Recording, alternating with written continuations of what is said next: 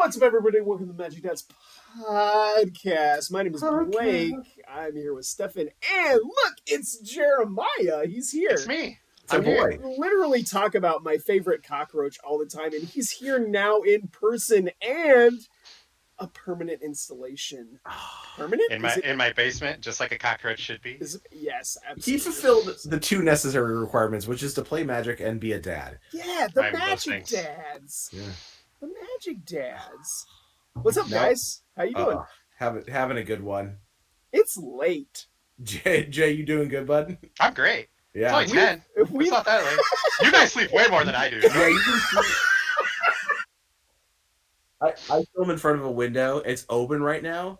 All right, so to kind of date this, it's like 65 degrees outside at night. It is probably one of the most beautiful nights I've seen in a while. 65 degrees outside. It's 115 degrees in my office. I'm sweating balls. We've been in here for 2 hours. a lot of for a while. A lot of it has just been like us yelling at each other, and we've also been drinking a little bit tonight. Hey, well, I mean, okay, if you're me, that's always. Yeah. Ooh. Jay already went through 3 beers. Yeah. Like Andre. There were very little beers. Yeah. Because just little guys. Everybody want a peanut? Just little guys. Oh my gosh. So. All right. So. Both of you, not me. It was you two. Mm-hmm. I think it was Jeremiah first. Jeremiah first just very abruptly said one day, I think it was a couple weeks ago, he was like, if I was in control of this format, Mox to 5. And ban initiative. And yes, you did say that. You said ban initiative. That's a different one. Mox to 5, ban initiative. Stefan, in a separate conversation, said Mox to 4. So, correct. What we're going to talk about today on the Magic Dads podcast is Moxen, specifically. There are 5 cards that are 3 points, and these cards are absolutely rampant in our format. Oh my god, they're everywhere.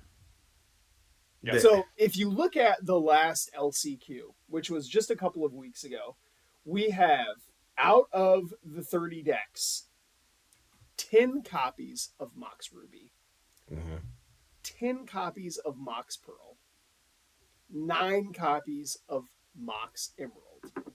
Out of the 30 decks, of all the points that all these decks can run, 29 of them, and there are more, those weren't the only Moxen in the tournament, 29 of those point selections are Moxen. Yep. And, for what it's worth, Soul Ring and Price of Progress also appear on the top 5 list. I'm going to give Pop a pass. Yeah, for real. Moxen are so every time I'm building a deck in the most recent few weeks, I'm like, I gotta put at least one Moxen. Yeah, it's a high roll card. I gotta put one Mox. Right. At least one.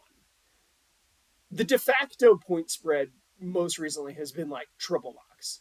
Yeah. There's a lot of 3 and 4 color decks running around right now, so it's really easy to just play triple Mox and shoehorn in a 4th color. Yep. But by and large, 3 points for a Mox, giving you 1 extra point to play around with, is just absurd in this format. People will eschew every other point, because if it's not a combo deck, if you're not a combo deck and you're not operating within the boundaries of some of the pointed cards, which are combo cards, you just get some of the most busted cards imaginable because there's nowhere else to spend the points. If you have a deck that doesn't require any points to function, the best thing to do right now is, if you're on 2 colors, Mox Soul Ring, or some variation of that. If you're on 3 colors, triple Mox, plus you get an extra point to throw whatever you want. Mm-hmm. Yeah, I agree. I don't think. I mean, the other part of it is, the initiative and the Moxes, I don't think are separate issues. When you look at the Moxes that people are playing, they are the initiative colors, right? Yeah. Right. So when you're getting to these starts, what's the most broken thing you could do? Yeah. Probably an initiative character or creature, unless you're playing combo. But None of these are combo colors. No. So I don't think they're separate issues necessarily. And I don't think you should be able to play 3 in a deck. They at the very minimum, I think it should go to 4. Mm-hmm.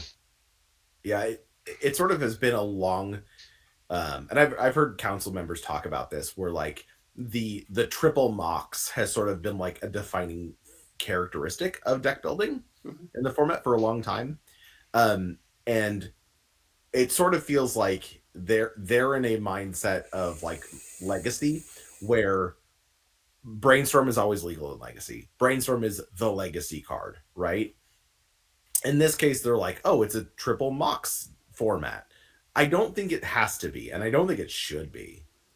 So let's take a second and compare any one of the 5 Moxen to a Mana Crypt. Which is 5 points. Mana Crypt is 5 points, Moxen 3 points. Let's just do a quick comparison. Sure. So what do you get out of a Mana Crypt that you don't get out of the Moxen? Faster starts in general. Faster starts for artifact strategies.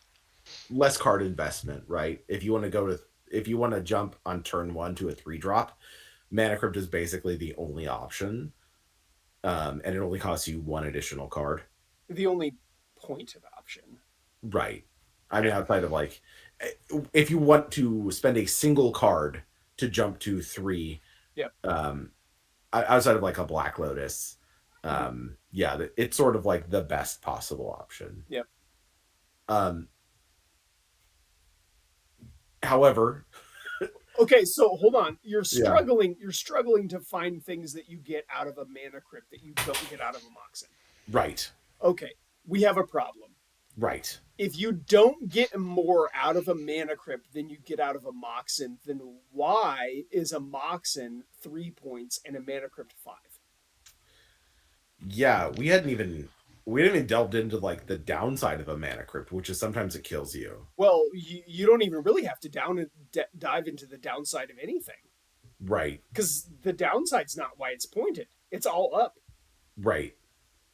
And Moxen have no downside.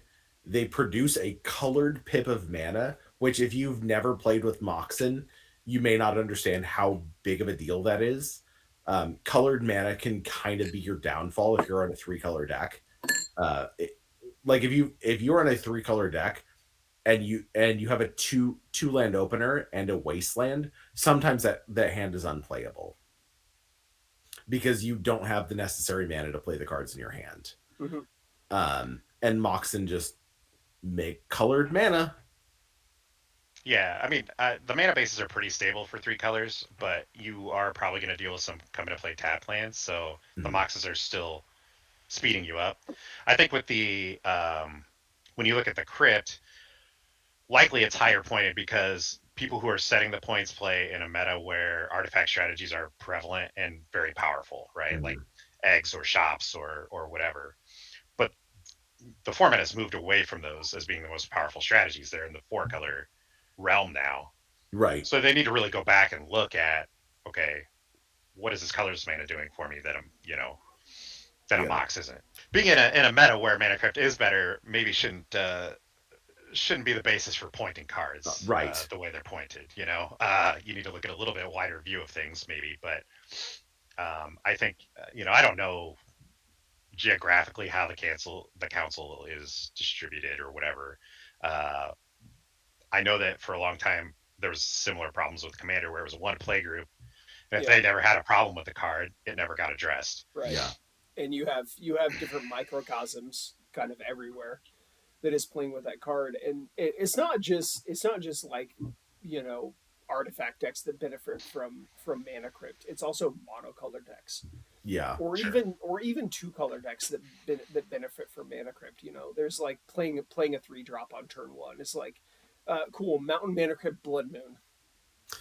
Yeah, that's sort of a nutso opener, isn't it? The reason that I struggle with a 3-pointed Moxen is isn't necessarily because they're 3 points. Like being able to include 3 means you have a higher likelihood of having it in your opener. 100%. It's hard to interact with Moxen in a meaningful way early in the game too.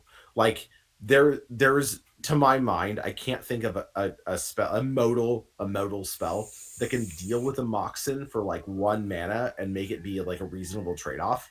Oftentimes, Well, why do you want to do that on turn one anyway? yeah, The immediate thing I think of is prismatic ending. It's like, yeah, do you really want to do that on turn one? Your opponent goes land, Mox, whatever, and you're like, okay, cool, I'll take my turn, land prismatic into your Mox. no, the damage is done. You're The damage is done at that you're point. already behind. Yeah. Yeah, or do you want to use your 1 copy of Force of Will that you have in your deck, or Oh my god. you know, in Vintage, you might play a Linvala or something like that, but you have maybe 1 copy in your deck if you're even playing that card. You know. Mm-hmm. Yeah. That. Um. And you're not going to play hosers, right? Like maybe in some decks you have some amount of incidental hosers, but you're not going to play like that mirror that counters something if you don't pay colored mana. Okay, so that then when you start talking about that, you get into the dyad of like you're benefiting the decks that can capitalize on that more. And what I mean by that is like say Death and Taxes. Right. You start with a turn one, you know, Mox Pearl, Ancient Tomb, Archon of Emeria. Oh my Well, god. now your opponent is locked into their draw of land, Mox, go. They can't play Right. another spell. Yeah. You're just benefiting that player. Yeah. Yeah. So here's another angle that maybe is less thought about, but you know, in Canadian Highlander, you sit down across from somebody and you give them a list of your pointed cards. Yes. And knowing that somebody's on triple Mox doesn't give you much information. Where Right, like if you so sit down across from somebody on a natural order, if you kill their green creatures, or you know, if you sit across from Luke and Luke says my points are Spellseeker and Time Walk. You You're know. like, oh, okay, I know what deck you're playing. You sit across from Ryan and he says triple Mox. I have no 10th point. Yeah. You're like, okay, well, what is that? To me, it's not even necessarily a power level thing, right? Because this is supposed to be a powerful format. It just has become a generic sort of, this is what I'm going to do. And if I have one of these cards plus some way to capitalize on them, we're playing a lot of non-games. Yeah. We are in a format where the cards are so powerful for how much mana you invest in them that getting that mana faster is breaking these cards way more than they should have been. Like there's a that's gonna happen. Like these cards already exist. They were printed in the original Magic set, and like the more time goes on, the more powerful these cards are gonna get. Playing a turn 2 Minsk and Boo is like almost unbeatable, though. I don't know if you've encountered that. I have recently. It hurt a lot the whole time I died. The whole time I died. Okay. Yeah, I mean, like turn 1 White Plume Adventure is also unbeatable. Oh my god, yeah. Yes. The ethos that I'm sort of leaning towards right now is that I think that Sol Ring contextually, and Jeremiah and I were talking about this, Sol Ring right now contextually is less powerful than the Moxen. And so having those two, having the Moxen be lower points than the Sol Ring sort of doesn't make sense to me. Like the place where the mana acceleration really counts the most is at the very beginning of the game. And Sol Ring almost has summoning sickness. It does. No, I 100% agree with that. And so in this context, I think Mana Crypt is more powerful than Sol Ring, but Moxen are more powerful than Mana Crypt. So I like the points distribution of 3, 4, 5, but I think it's a little off. So Sol Ring to 3. Yes. Moxen to 4 or 5. I'm undecided. Jeremiah, what are you feeling? I think Mana Crypt is a pretty clear 5, but I'm almost certain that Moxen are close to that power level. However, I don't know if they're quite a 5. Okay. I'm somewhere in between 4 and 5, and I'm not entirely sure. Okay. I like going. I'm fine with 4 or 5 because you can't play 3 in the deck. That's my major goal. I think that's the key is making sure that you can't play 3 specifically. Yeah. The reason I like 5 is that because you're sort of diluting the consistency of drawing your pointed cards if you decide to make that decision. Right. You're a little bit more all in on can I get this turn 1 advantage, and if I draw this on turn 4, it kind of sucks. Yeah. You know. Yeah, having 3 just lets you get that early game acceleration at a much higher consistency. With only 2 in the deck, like I can tell you, I played Gruul Monsters in the last qualifier, and my points were Mox Soul Ring, and the hands I didn't draw Moxen as often in my openers. The hands that I did draw with Moxen were unbeatable. Mm-hmm. You could not beat those hands. It felt like it was playing a different game than my opponent, especially if I was on the play. If I was on the play, you could not stop me. Going back to Manadorks for a second, to be fair, I honestly feel like a lot of the games where I start with like a Deathrite Shaman or even just a Birds of Paradise, I feel like I've one-upped my opponent immediately. I feel like I duressed them because I took a kill spell out of their hand. Just to be entirely clear, I think having more mana than your opponent is really, really powerful, and no matter how you can accomplish that, you should probably be doing it. But Moxen are obviously way better than Birds of Paradise.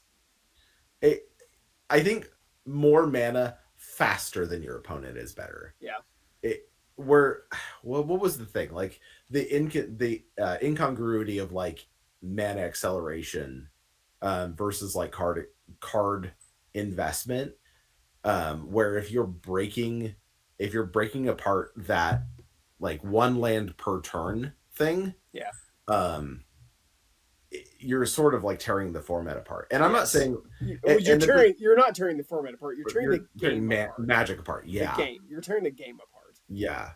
And Fast Bond is 0 points, but Fast Bond also like hurts you and requires you play a lot of lands in your deck, which kind of sucks unless you're built for it. It doesn't require you to play a lot of lands. Fast Bond is oftentimes just a Mox. But you only get one of them in your deck. Or an Explorer for an Explorer. I still think some of this ties back to initiative, right? Yeah. And I don't want to harp on it too much, but pre-initiative, when the Moxes are pointed a certain way, your opponent can play out, their first whatever turn, and maybe they do something broken, but you have the answer, right? And then you can just move on. And they did something broken, you had the answer, but now with the initiative, you have to answer the threat and then claim the initiative back. So that broken thing just persists and persists and persists, and it just gets harder and harder to deal with. It's just a snowball effect that these mocks are creating. And the clean answer, unfortunately, is to also play your initiative creature ahead of curve. Right. Which is like, it's sort of that cyclical, it's almost like taking over. Like, cool, my hand is just as good as yours, or it's not. Yeah, because I'm playing the same deck as you. And it feels a bit like the Monarch, but way more powerful. Like, I never imagined that they would print a mechanic that so horribly destroyed the 1v1 nature of a format more than the Monarch. And yet here we are with the initiative in 2023. Yeah, I would guess if you take White Plume Adventure, Undermountain, and Caves of Chaos Adventure, and you compare them to these 3 mocks that are in the top 5, you would have more copies of those. You think so? Hang on. Let me. You guys talk for a second. Let me look at the data. Yeah. The issue with the initiative, honestly, though, is like the fact that it's so like there were 19 copies of White Plume Adventurer in this tournament that we are talking about. Yeah, that is the 18th most played card. And this is just for context, it's not after lands. Just for context, the 17 out of the 17 cards that come before them, 16 of them are lands. Oh my god. Yeah. So Swords to Plowshares, the most common played card in this tournament. Second most common played card, White Plume Adventurer. It's sort of disgusting. Third most common, Solitude. Fourth most common, would you like to guess? Is it Seasoned Dungeoneer? Seasoned It Dungeoneer? is Seasoned Dungeoneer, yes. Yeah. There were 16 copies of Seasoned Dungeoneer. So Yeah. So what are your Moxes doing? They're taking the initiative. That's Yeah. what they're doing. Yes.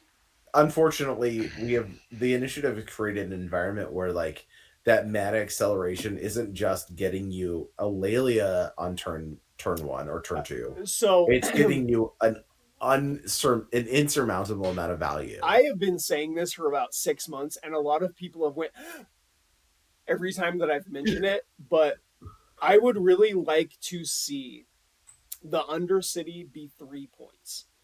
And so let me explain this to you a little bit. So you have a Undermountain Adventurer, a Seasoned Dungeoneer, a White Plume Adventurer, a Caves of Chaos Adventurer. You have all 4 of those cards in your Naya Turbo Initiative deck. Mm-hmm. If you would like to play one of those cards and venture into the Undercity, that costs you 3 points. Does your opponent get to do that for free? Now, your opponent can do that whatever they want because that's how the initiative works. Right. Okay. Just like your opponent can cast a 2-mana sorcery and play your Ancestral Recall out of your graveyard. Okay. So I have a question. And not pay 7 points. If you don't pay 3 points, can you still play White Plume? You and can. It just doesn't... You can, yes. What happens if your opponent has the initiative? And your White Plume Adventurer will take the initiative from your opponent and untap a creature in your upkeep. So if their upkeep, sorry. If I have a White Plume, but I didn't pay the 3 for the initiative, and my opponent has the initiative, and I play the White Plume, I do get the initiative even if I don't pay the 3? You sure do. I mean, it seems fine, but I don't like it just because it's messy. That is the main problem. Is there a not messy way to deal with this? Ban initiative. I mean, just say that it's a multiplayer mechanic. This is the format where we don't ban things. But we're not banning cards. We're just saying that here's the thing. All right, hang on. Fine, put Mox at 5, put every initiative card at 5. So let's take a quick step back. This is a format where I don't we care don't if you ban play it on turn 3. Go for it. Right? At the same time, you can't buy a companion from your sideboard or from outside the game, even though in Commander you can for some reason, but you can't do it in our format because that just doesn't work. So you just say that it doesn't work. It's just a thing that doesn't work in our format and call it like done. And I think that's totally reasonable. Like have White Plume Adventurer be a 3/3 for 3 that untaps it a permanent on your at the beginning of your opponent's upkeep. I'm okay with that too. I mean, it should have always been printed if you have more than one opponent. I mean, that's how Monarch the initiative, right? Yeah, you know, same as the Monarch. Yeah, and I think it's. I'm going to say this: it's okay for a rules committee to make choices to positively affect the rules of the game that they manage. Even if it's sort of weird or different, Wizards is going to breach the boundaries like this a lot in the coming years. Mark my words, we're going to see a lot of weird tokens, a lot of weird abilities outside of the game abilities. Like I said, like those cards exist. They were here from the very first set. Yeah. The thing that happens is they get better every time a new Magic set comes out. Yeah. It's just going to happen. Like, and I don't like the answer is to not like stop the innovators from innovating. Mm-hmm. I want them to keep innovating. Like they've come up with some of the coolest stuff in the last 5 years. Seriously, please keep innovating. Yeah. But also acknowledge the fact that when you play these vintage legal formats with all these crazy cards that like get you way ahead on resources really, really early, that you can play these cards way earlier than they're supposed to be, and you can play them in environments where they're not exactly keen to, you know, they weren't designed for. They're not conducive to the way that the outcome that you intended. Yeah. Nobody at Wizards was designing the initiative and going, you know, in a 1v1 game, this is pretty messed up. They were designing it as a multiplayer draft format thing that would push that would push damage around the table of multiple players. Keep players attacking, Yeah. which is what you Yeah. want limited. I mean, it's a simple phrase. If you have more than one opponent, they did it for Battle Bond. You know, like with the lands, yeah. The lands, yeah. I mean, like, I don't know. No, if you're willing to constantly print paragraphs, at least make them meaningful paragraphs. For real though, like why did the Monarch never not say like if you have more than one opponent X? They could. Same is true for the initiative. To be clear, they could do that at any time. These aren't mechanics that are printed onto a card. They could errata this at any time, as they do. I mean, they errated the Monarch card. The first one had a typo. Sure did. They had to. They've also errated companions. Yeah, pay 3 to put it in your hand. Like, and it still doesn't function in our format. What's stopping you? Seriously. Like that. We're totally cool with stuff not functioning in Canadian Highlander. Like I'm comfortable, and this is going to be an unpopular opinion, or among some people, I'm comfortable with stickers not functioning in the format. Like I'm totally okay with that, or like the side deck thing. What is it? The attractions not functioning. I'm comfortable with those not functioning in our format. The fact that they do, I guess that's you got to have a sticker deck or an attractions deck if you really want to optimally build your deck, because you got Ragavan, right? And if you steal an attraction card, you got to be able to have an attraction to play that card. Do you know that Luke built an attraction deck just because it was optimally the best thing to do? That is a very Luke thing to do. That's a very Luke thing. He literally carried an attraction deck around with him at the last tournament because that was the optimal thing to do. I mean, you should probably also have a sticker deck just in case you steal a sticker. You know? I mean, you can't show up to a Canadian Highlander tournament without an Undercity, without a 4/1 Meta Skeleton, without a treasure and a, Yeah. No, most definitely. You have to have those things. Even if you don't have those cards, you have no intention of ever, I swear to God, the amount of games where it's been like, okay, I'm going to play this Seasoned Dungeoneer, and both players grab their deck boxes and are just like, okay, let's get it. And they I have this. I've done this before. And it's not, what's funny is like most players have the Undercity memorized now. I have it memorized. I know what it does. I know every room, I know the direction that it goes, and I know what I'm doing in each one. Yeah, bullshit. Tell me the right side right now. Right side, scry 2, goad target creature or create a treasure token, make a 3/1 skeleton creature with menace, and then the final one, you reveal the top 10 cards, pick a creature, put it in play, 3+1/+1 counters, hexproof until your next turn. It's a 4/1 skeleton. It's a 4/1 skeleton. Whatever. Yeah. But I've done it. I know the right side, even though I haven't played it as much. Left side is the +1/+1 counters, then draw a card.